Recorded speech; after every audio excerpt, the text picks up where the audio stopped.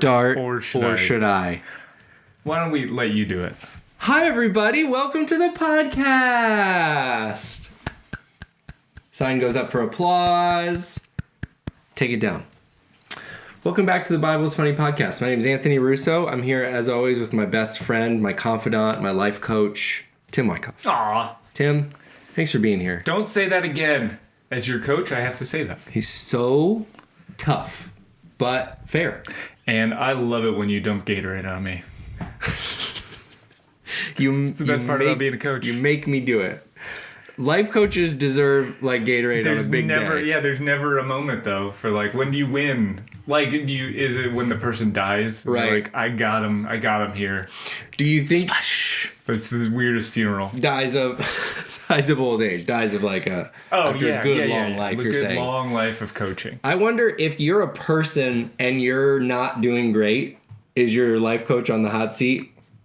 Oh, for sure. You know what I mean? Yeah. It's not you, it's your coach. At least that's a position that could be fired. That's what I mean. You can't fire yourself. Are the fans of you being like, I just don't know if this is the coach to get us where we want to go? For sure. I think we gotta, and they're like, every week, they're like, he's got some big meetings this week. I hope that these go well because I really need this job. Yes, absolutely. And they have to, if they get fired, they have to like travel around. I would like to see coaching staffs come in with like accountants and lawyers and like they're all part of a team together, and then there's the head coach, the life coach, the life coach, right. And they're leading all of this stuff. Right. I would pay for that. If you're a whole package deal of life coaching, right. Don't also make me go out and like do my benefits statements and the insurance stuff and book me like give me a team to do that, coach. Yeah. If you had to choose a coach to be your life coach, who would you pick? Like a general, any coach. Kind of coach. Oh man, Sparky Anderson. Who is Sparky? He's the old Yankees coach, Detroit Tigers head coach. Yeah, Detroit, yes, yeah. Okay. He's just fun. Him. Sparky Anderson sounds like a made up person on first. Right, because that's how old baseball names are. Or Ozzie Guillen. He is great. He was that's so true. He was about a baseball fiery names. Little booger. Sparky Anderson's a real name, and that is they were all Sweet Lou. It was like Left everybody. Foot Johnson. Yeah. That's very funny. I think that's a real person. I would go with Coach Taylor from Friday Night Lights. Oh, like not a real coach. Coach Taylor. Yeah. Because he just seems like... Texas forever, man. You know what I mean? I do know what you mean. You know what I mean? I think I do. You love him. Welcome to the podcast, everybody. On this podcast, what we like to do is we like to dive into the Bible.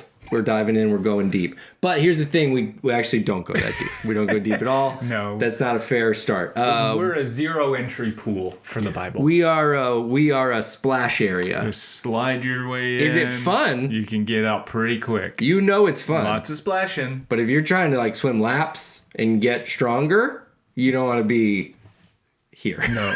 Also, it's a good collection. You probably get sick from being in this area. Somebody has peed. Okay. The metaphor's falling apart. But you get what we're saying. Hopefully, maybe if this is your first time, you don't get what we're saying. We don't really know deep-rooted anything useful. But what we do here on the podcast is we read the Bible together and we read it with you and we talk about the stuff we think is funny. So that's what we do here. That's important too, I think, for the world. Right, you want a splash area, right? Like somebody's training for the Olympics and somebody wants a mushroom that just sort of pours water over the sides. And at a time like this, don't we all need some comedy? Don't we need something to be happy about? This close to Thanksgiving, for sure. I hope you find that. That's what we're here for. We call it... It's not here. Little segment we call Cheat Day Devos. That's what we call it. That's Cheat Day Devos. Because you're doing your Devos, you're in the Bible... Devotions for those that aren't familiar, but it's like a cheat day version. So you're getting it, but it's like the fun version. Here in Cheat Day Devos, we are working our way through the book of Genesis, getting closer to the edge, the end. The edge of the end, which is the cliff. That was the end of the beginning. You remember that song? No. Oh, classic. Man, I hope somebody gets that reference. Is that a Britney Spears song? No, it was this really dramatic thing we used to do in our youth group, and it was, I was taking a trip on a plane the other day, just wishing that I could get out. Nothing, no bells. Thank God. Back when we used to do like these really, it was like Carmen era storytelling. I get it. Oh, man. Now I want to do the whole song is playing in my head and I'm not singing it. So you're like annoyed that I was singing as much as I did, right. But I want you and the viewers to know I'm singing a lot less than I want to. We're right proud now. Of you for having restraint here. Oh, hold it in, Aunt. Bottle it up. Conceal, don't feel. Genesis 45 is where we are today. We're going to read 2 chapters together. Tim, you ready? I was born a long time ago, and when I was born, I was ready. Let's get into it. Genesis chapter 45, Joseph, we're continuing the story of Joseph. Then Joseph could no longer control himself before all his attendants, and he cried out, "Have everyone leave my presence."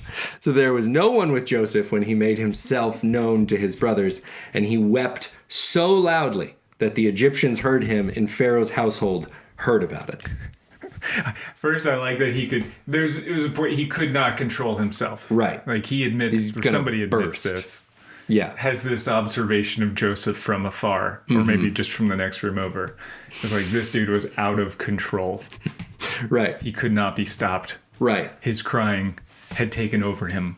I wonder, so many things I wonder about the practicality of this. One, I love this moment because when somebody's crying, there's always that moment, even when you're like close to them, where you like, do I engage? Do you want to talk about this? Do you want to be left alone? They're both very like logical paths.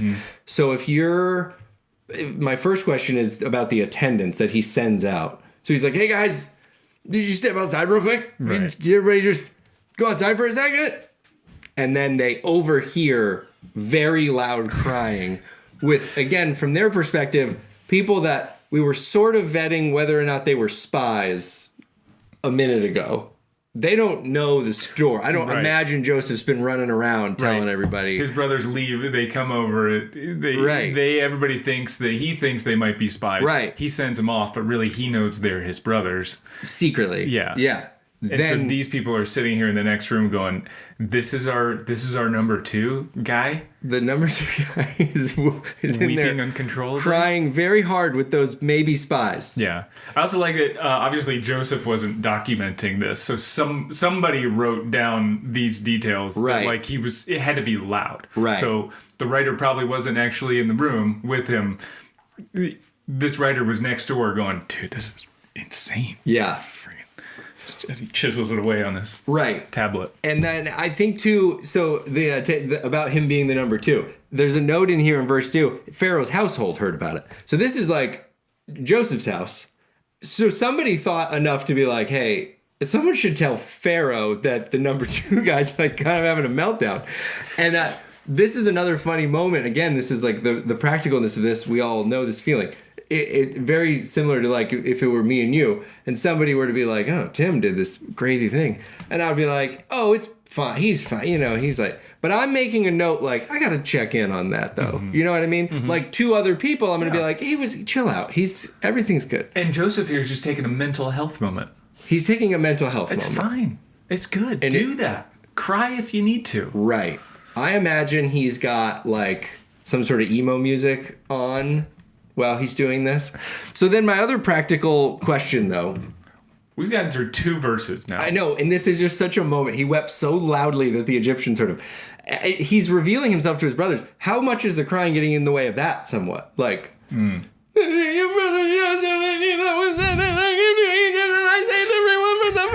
his brothers are probably like, sheesh, this guy cries just like our dead brother. Freaking guy. I imagine if they're leaned in going like, So you're who now? I've heard this sobbing before. Does this sound familiar? One of them looks to the other and says, we should throw this guy in a well. I'm sick of listening to this. Oh, Joseph. It's Joseph.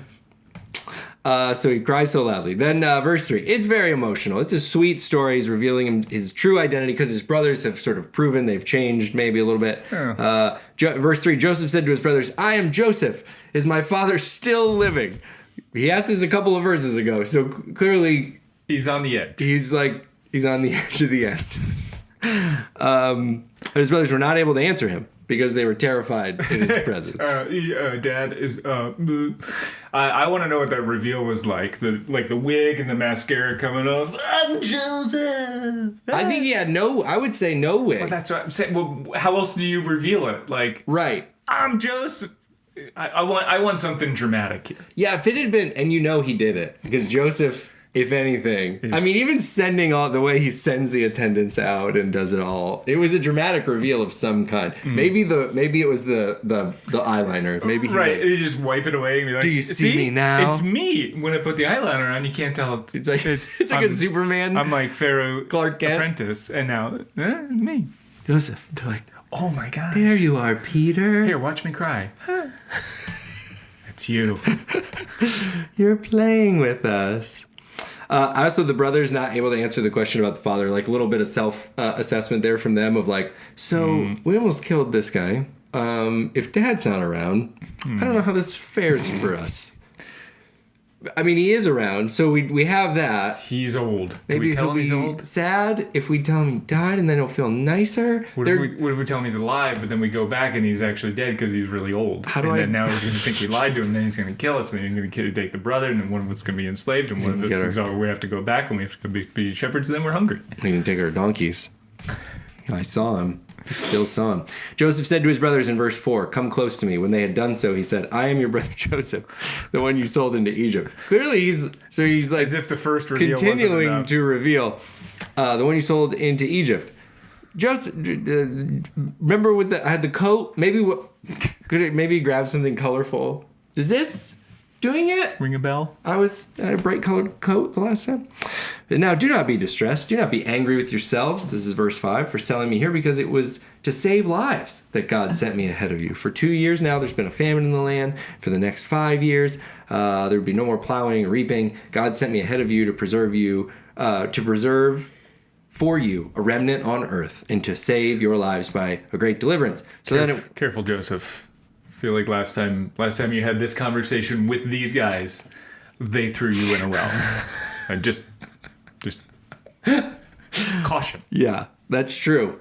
That's true. Don't bring up anything that's going to trigger a well response. So as it turns out, I was going to be bigger and stronger than you. It turned out to be true. Yeah.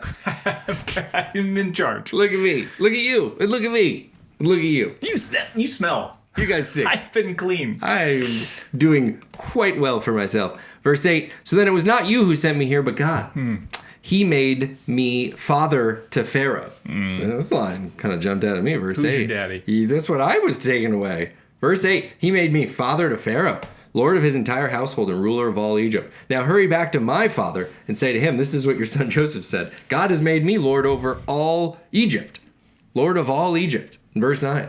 This is like a big talk here from Joseph. Yeah, he's finally saying it. This is very like little brother gets around bigger brothers and everything gets ramped up. He's already got a great job. There's no need to accentuate. This is like you're doing it. Do you think like on the reveal one of the older brothers like gave him a noogie and he's like, oh, so dad, I'm in charge. I'm in charge of all of Egypt and all the world. Yeah, then some. I'm the boss of everything. Universe. I built a sphinx. Did you know that? It was me. He didn't say that. That we added all that stuff. Verse 10. So he says, go get dad, come back. You're going to live in Goshen and be near me and bring your children and your herds and all this. So he tells them all to come and to live in Goshen. And in verse 12, you can see for yourselves, and so can my brother Benjamin, that it is really I who am speaking to you. Verse 12, we're still not convinced, I guess, that this is Joseph. He's continuing to reiterate. Like, I don't know. He never wore eyeliner because of the crying. Yeah. That can't be him. He would never do that. He cries so much. They're clearly not convinced, which is like, what a weird lie that would have been. But he's still saying Joseph it in 12. Just doesn't believe he's convinced them. Sure. He's saying it over and over again. Yeah, because we get into this and there's more weeping and crying and the brothers seem to be pretty chill with what's going on. Yeah, that's right. So he says, bring my father down here quickly. He throws his arms around his brother Benjamin and he weeps, and Benjamin embraced him and he's weeping, and he kissed all his brothers and he wept over them, and afterward his brothers talked with him. Right. Joseph weeps. Brothers talk. Like, hey, it's cool, man. Like, yeah. I feel for this moment because I am not a wildly emotionally expressive person, and I have found myself in the scene where you're just like, somebody's crying, and you're just like, even like on a happy thing like this, and they're just like, I can't believe it's all happening, and you're like, yeah, I'm happy too. Mm-hmm. I'm happy. We kind of got to get back though and pick up Dad because he's old. Now we got stuff to do and things. Or when you're sad and you're not like there where someone else is, and you're like, I'm sad too. I'm so sad. I'm so mad. You've never had that issue. There are people that I've occasionally found myself in this spot. So I'm going to say I didn't cry for a long time. I can tell you that for sure. There was like a block of like 15 years. Oh, me too. That I was like, didn't cry one time. Yeah, me too. Then I had kids, and that really ruined all of it. When the news reached Pharaoh's palace that Joseph's brothers had come, Pharaoh and all his officials were pleased. Pharaoh said to Joseph, tell your brothers, do this. And maybe some of this, by the way, with Pharaoh's palace, the news reached Pharaoh's palace. Hey, remember that like huge meltdown? It was because those were actually his brothers. And Pharaoh's like, oh, thank goodness. Okay. There's a real reason. He has a lot of keys to a lot of things, and we were going to have to change a lot of locks. He's his brothers. Great. That makes me happy. Tell your brothers, do this. Load your animals, return to the land of Canaan, and bring your father and your families back to me, and I'll give you the best of the land of Egypt so you can enjoy the fat of the land. Yeah, what I liked is that Joseph already said that. He already basically told him we're going to do that, and then he went to his boss. Right. What can you do? Yeah. I told what angle do you take there as Joseph? Like telling your boss, I already did the thing? Yeah. Or like, that's great idea, sir. Right away. Oh, I can tell you because I've lived this where you book the trip and then you do the PTO after. And then they come in and they're like, prove that PTO.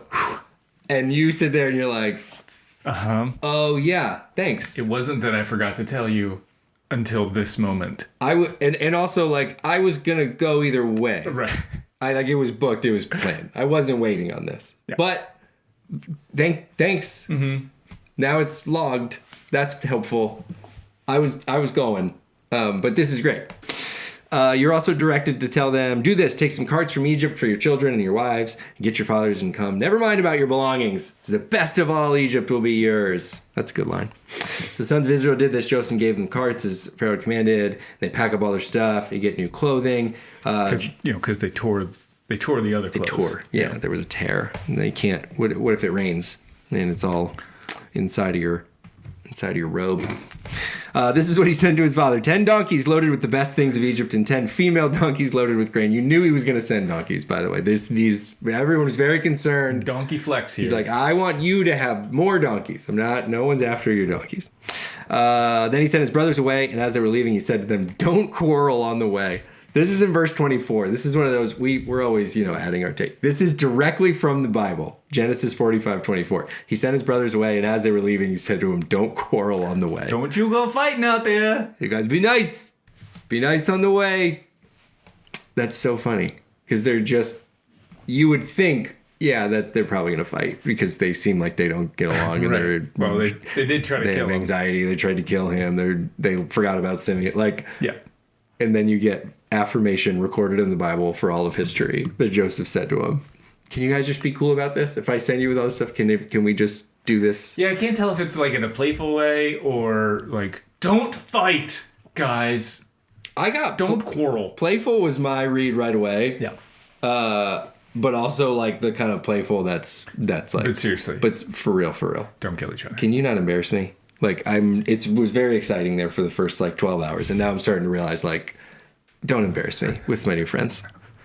So they went up out of Egypt, and they came to their father Jacob in the land of Canaan. They told him, Joseph is still alive. In fact, he's the ruler over all Egypt. And Jacob was stunned. I'm sorry, what? What? The ferocious animals didn't get him? And they told him everything Joseph had said to them. And when he saw the carts and Joseph, the spirit of their father Jacob revived. And Israel said, I'm convinced My son Joseph is still alive. I will go and see him before I die. I love the tone of that because it's like he had some calendar on his wall and he was like, had his death on it. And he's like, Joseph's alive? All right. Well, let me see if I can pencil it in before February. All right.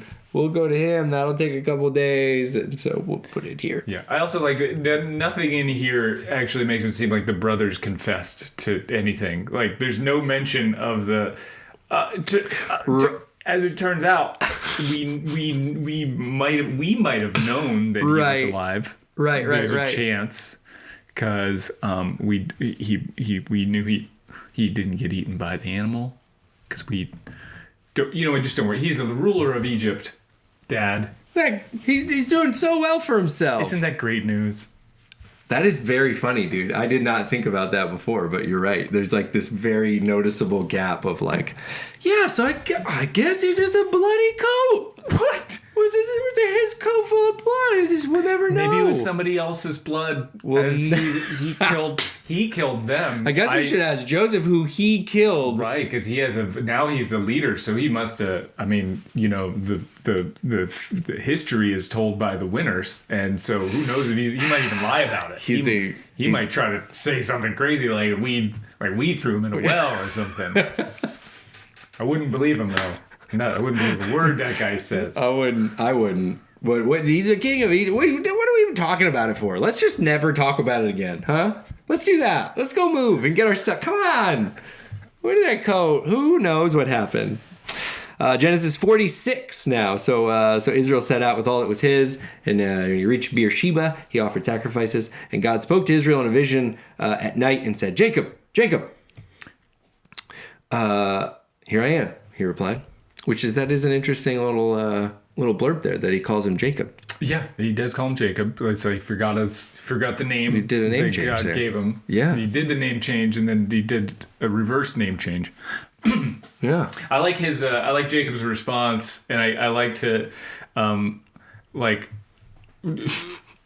how Jacob responds. I like to think of it as like he's in a sitcom.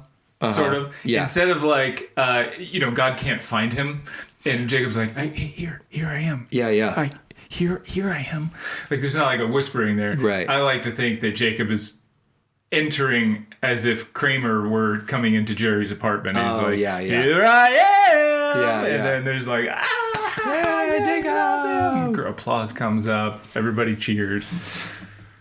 I like didn't notice before in verse 2, the way it's presented here in the NIV is Jacob, Jacob, with 2 exclamation points. Like God has to say it twice. You know what I mean? This right. is like, just one time wasn't enough to wake him up. Right. Hey, I'm going over here. Or over there. Wherever God was in this moment. Yeah. But he has to shout the name twice. It's like what I'm doing something and my kids are trying to get my attention. Could God put someone to sleep so hard that God's self would not be able to wake him on one call? These are the deep philosophical questions. This is darker than I like to be, but like also how close to death is he? You know what I mean? Jacob, don't go to the light! Don't go that way. It's me, God, but no, come to me. Stay here. Stay there. Stay put. Jacob. Not yet. Don't want to scare you. Maybe it was kind of a whisper, like Jacob. I don't want to startle you. Because your heart. Because you're old. Gosh, that's funny. Verse 3, I am God, the God of your fathers. He said, don't be afraid to go down to Egypt, for I will make you into a great nation there. I'll go to Egypt with you, and I'll bring you back again, and Joseph's hands will close your eyes. Don't be afraid. Joseph's going to kill you. It's not me. I can kill him. But don't be. He said Joseph's hand will close your eyes. Yeah, it's a sweet moment, Tim. I'm going to kill him. Watch when I close your eyes. See how sweet that moment is. I don't like that. Uh-huh. So Jacob left Beersheba, and Israel's sons took their father. We're going back and forth here. Jacob left Beersheba. Israel's sons took their father Jacob. And their children and their wives in the carts that Pharaoh had sent to transport him. So Jacob and all his offspring went to Egypt, taking with them their livestock and possessions they acquired at Canaan. This is kind of funny because it was like, hey, don't bring your junk. Like, we got cool stuff here. Like, you don't need all that. And they were like, well, we need to bring all of our stuff. What do they have in Egypt that we don't have out here in the wilderness taking care of sheep? These are the names of the sons of Israel, Jacob, and his descendants who went to Egypt.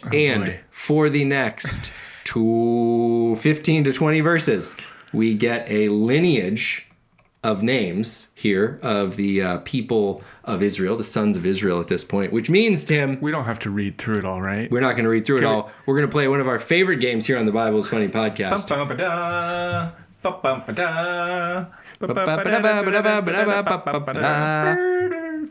going to play The Bible is Punny. I didn't know we had a name for it. I just named it. The Bible is Punny. So we're not going to read these 20 verses at length because we don't know how to pronounce the words. But we are going to take 3 of these names and make the best pun or joke we can out of the name and what is probably our misinterpretation of how to read it. Tim, would you like to start or do you want me to start? Doesn't matter. You want to go? I have a theme for mine. Oh, shoot. I did a theme for my puns. Then I'll go first. I don't have a... Are you going to do all yours at once? No. You want to go back and forth? All right. No, we can go back and forth. All right. Well, I don't want to take one of yours, but... go ahead. Okay. Verse 10. The sons of Simeon, Jemuel, Jamin, Ohad, Jachin, Zohar, and Shaul, the son of the Canaanite woman. Yeah. Jachin, always the prankster, frequently introduces himself as his other brothers and then says, "Nah, I'm just Jachin."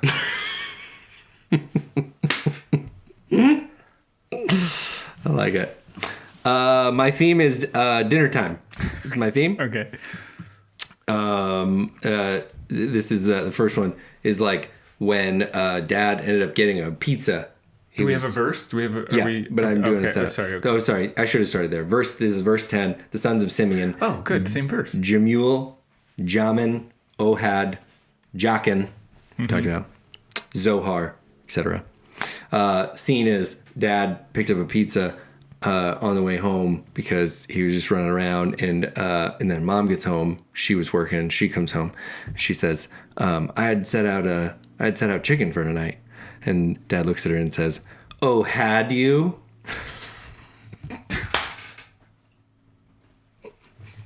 Oh, had. Verse 10. Oh, that was it, huh? That was it. I thought that oh, was wrong. had you? Because he didn't see that the chicken was out. Oh, okay, here we go. My next one. The sons of... verse 17. The sons of Asher. Imnah, Ishva, Ishvi, and Beriah. Okay. Tough names. And I want Asher. Someone comes up to Asher, says, "Asher, hey, is that your boy?" And he says, "Imnah, that's Ishva."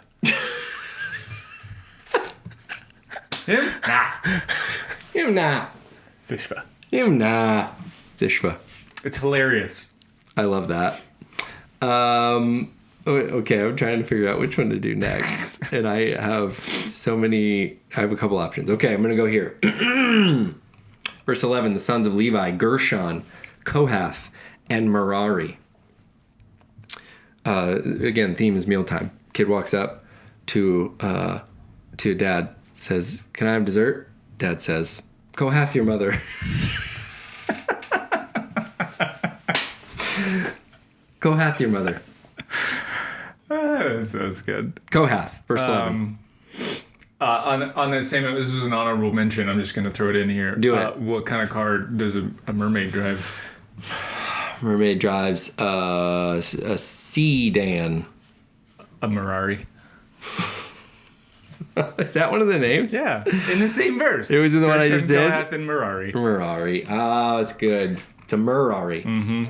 Go ask your mother if she can give you a Merari. Kohath your mother if I've ever bought her something fancy. All right, my last one. Verse 19, the sons of Jacob's wife Rachel, Joseph and Benjamin.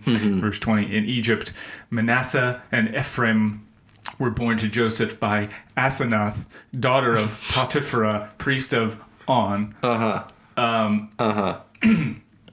Birthing scene in the hospital. Husband says, oh my gosh, the baby's beautiful. What should we name her? We should totally have more. And the wife says, no, that's enough. That's enough. That's enough. That's enough. We love putting a lisp into this game. Well, that's the... And I love that. I didn't put it in there. About the pun game. They put it in there. The Bible is punny. Okay, I do have an honorable mention. I have two. I have an honorable mention that I'm going to present one. This is my honorable mention. This is verse 9. The sons of Reuben, Hanok, Palu, Hezron, and Carmi. Hanok, Palu, Hezron, and Carmi. Hezron and Carmi. Kid walks up and says, Dad said I didn't have to eat any more carrots. Mom says, oh, he's wrong about that. Honorable mention. And then last one. Verse 21, the sons of Benjamin, Bela, Becher, Ashbel, Gara, Naaman, Ehi, Rosh, Muppim, Huppim, and Ard, which are by themselves great. Verse 21, Muppim, Huppim, and Ard. Okay, the pun is, verse 21, Thanksgiving feast, everyone's eating, and then your mother-in-law says, you want another helping of turkey? And you say, nah, man. Nah, man. I'm good.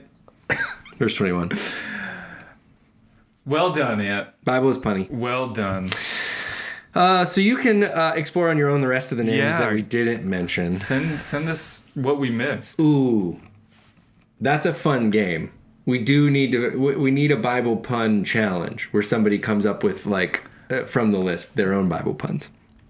Not that we're not great at it, because obviously we are. There's got to be something in here that we missed. And if you can't find anything, Kohath your mother. These were the sons born to Jacob. That's 25. So 26. All those went to Egypt with Jacob, those who were his direct descendants, not counting his sons' wives, numbered 66 persons. With the two sons who had been born to Joseph in Egypt, the members of Jacob's family which went to Egypt were 70 in all. I always think that's interesting, just because you think about the nation of Israel early in the Bible, and it's only 70 people here towards the end of Genesis. I mean, to be fair, I think they mostly just counted men, so this person's probably more there, because they were the patriarchy. Well, verse 26 says, I know they named some, but they didn't name them all. Like, they didn't name the wives. Sons' wives. Sons of Rachel? I don't know. I'd have to go back and count. It's very common. I mean, even in the story not counting his sons' wives, which they all had several. Oh, it said not counting his sons' wives. Oh, yeah, you're right. There you go. Yeah, that's true. Yeah. Even in the feeding of the 5,000 later, they're like, this is how many dudes were there. Whoa, you skipped like 18 books. Spoiler alert. Good Lord, man. With the two... Oh, verse 28. Now Jacob sent Judah ahead of him to Joseph to get directions to Goshen. Again, the practicality of stuff like this, I love in the Bible. Of like, guys, we're going to Goshen. We're going to Egypt. It's going to be so great. You go first. And somebody at some point is like, we got a general direction. We know how to get to... You want a caravan? Yeah. Okay. Yeah, well, I'll go. We'll go first. All right. Hey, and you start getting like closer and you're like, does anybody know where Goshen is? Oh, shoot. No idea? Okay. Can you run up ahead, figure out where Goshen is?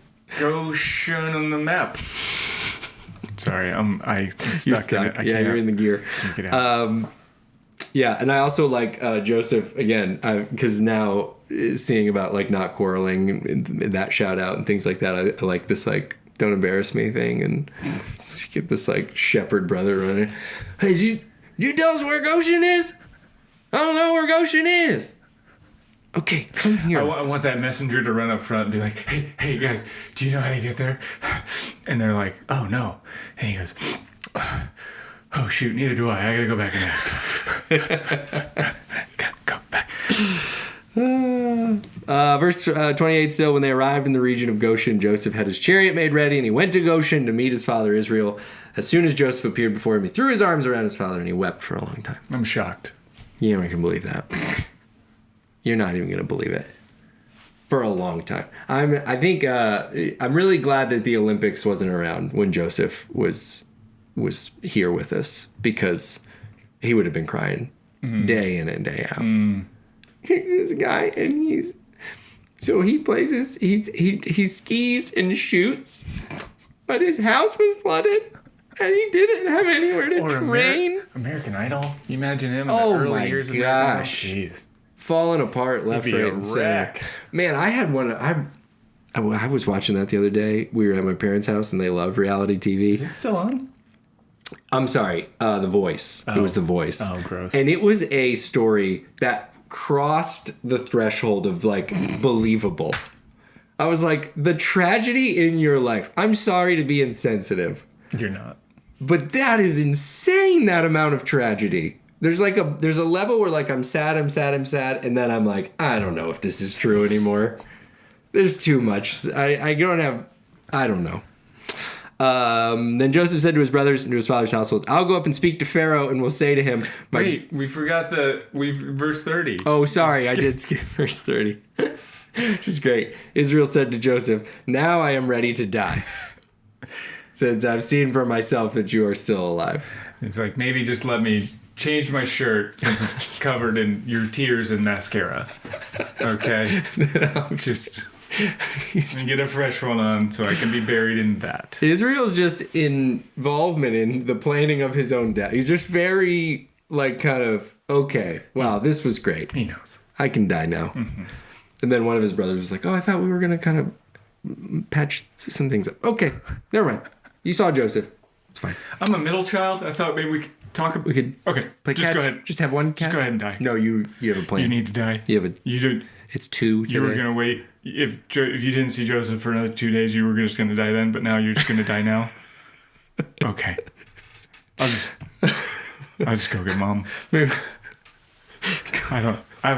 need her validation too. Go have your mother to play catch. Joseph said to his brothers, that is great though, verse 30. Now I'm ready to die, since I have seen for myself that you are still alive. Joseph said to his brothers and to his father's household, I will go up and speak to Pharaoh. Will say to him, my brothers and my father's household, who are living in the land of Canaan, have come to me. The men are shepherds, they tend livestock, and they have brought along their flocks and herds and everything they own. Even though you specifically asked them not to. Emphasis mine.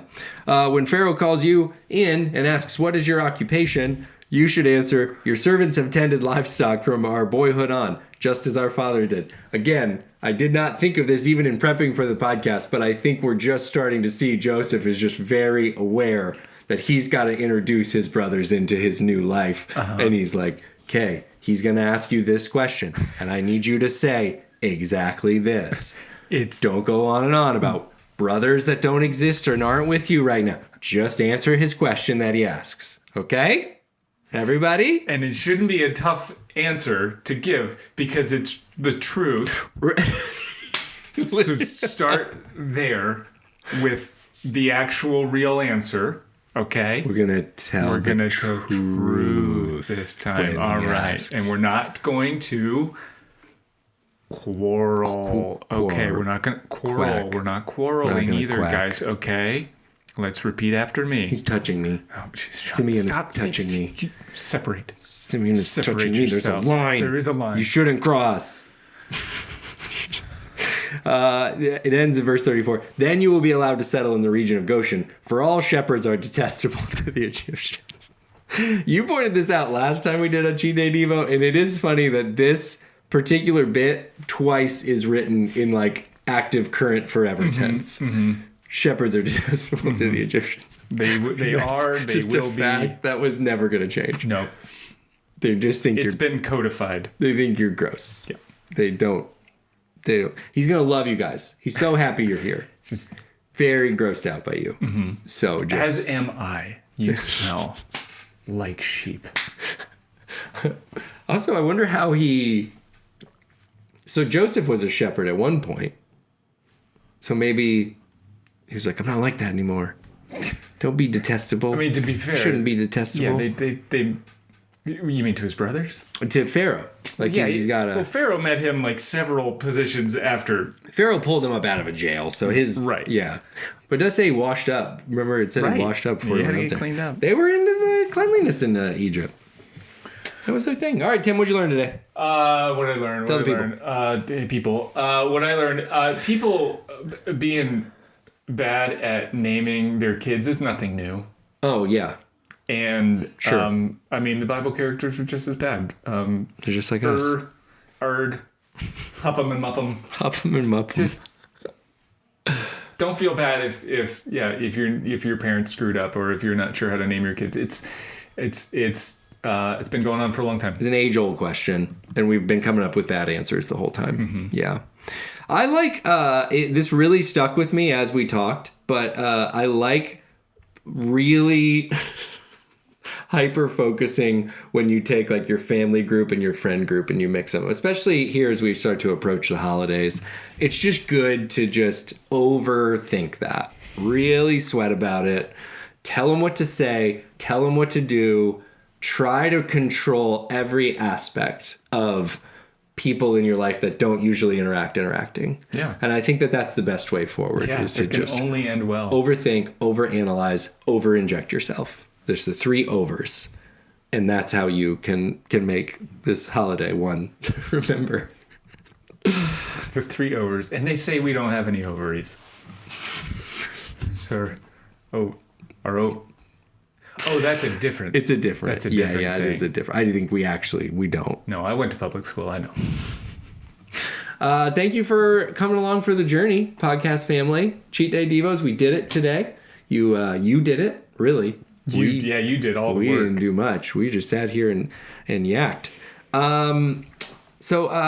We're so glad you're here. You can follow along on Instagram at The Bible is Funny. If you've got a Bible name pun, I am in the market. I love the Bible name pun game. So if you've got one, if you want to dive in here to Genesis 46 and find one that's better than ours, I don't know, maybe I'll send you something. Only from here. Don't skip ahead. Don't you dare skip to another Numbers or Deuteronomy or something, okay? Yeah, don't do that.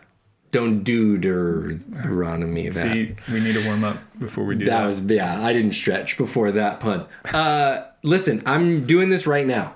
If you, in Genesis 46, if you can come up with a better Bible name pun than the ones we came up with, and we set the bar pretty low,